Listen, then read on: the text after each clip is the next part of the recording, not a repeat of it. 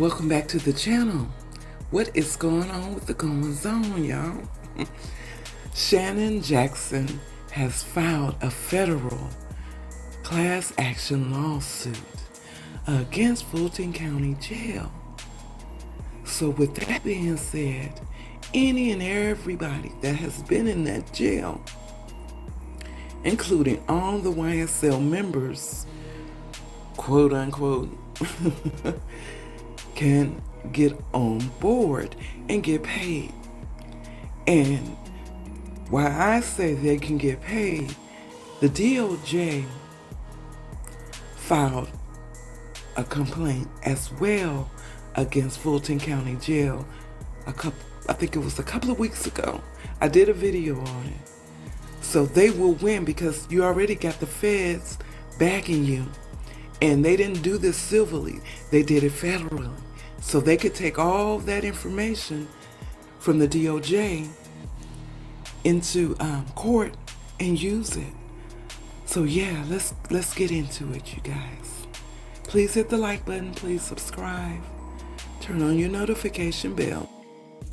But when I get the drop, you get the drop.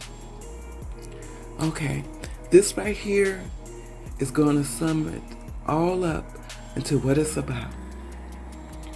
Despite the presence of written policy and procedures for safety, housekeeping, and jail management, Fulton County Jail presents obvious hazard to the health and well-being of the detainees.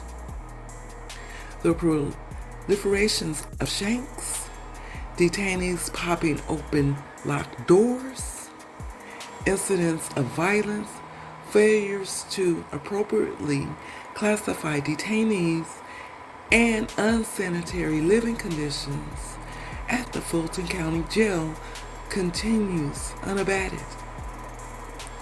Defendants' failure to remedy to the known hazard at Fulton County Jail is the cause of serious physical injuries, mental injuries, and death to Fulton County Jail detainees.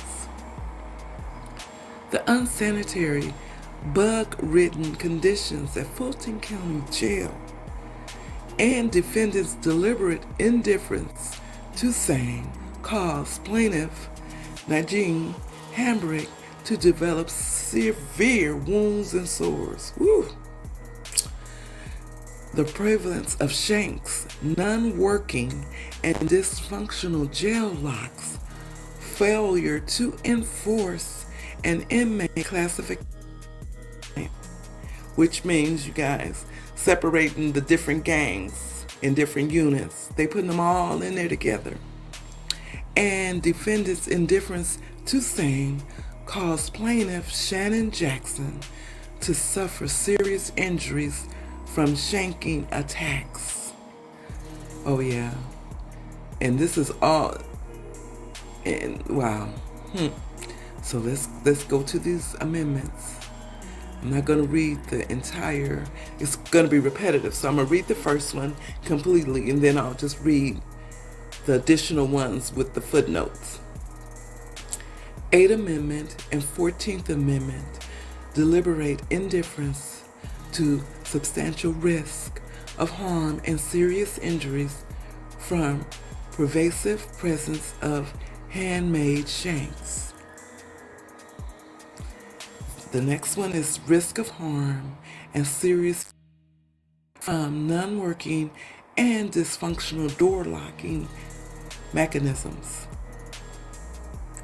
The next one, risk of harm and serious injury from defendants' failure to use correctional practices such as classification housing plans, assessments of the likelihood of victimizations, and considerations of gang affiliations.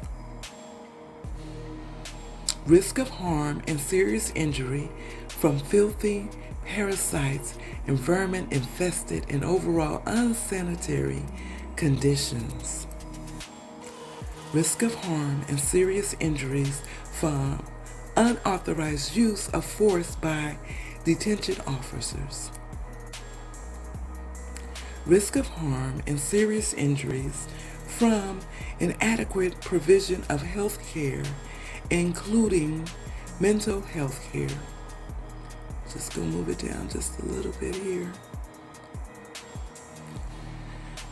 Risk of harm and serious injuries from inadequate staffing and supervision to keep detainees safe. That is all of it, basically, in a nutshell, you guys. So they will definitely win this case. Let me know your thoughts below. And yeah, I'm glad they did this. This is like, okay, you went for me, now we're going to come for you. So yeah, it is what it is. Thank you for tuning in.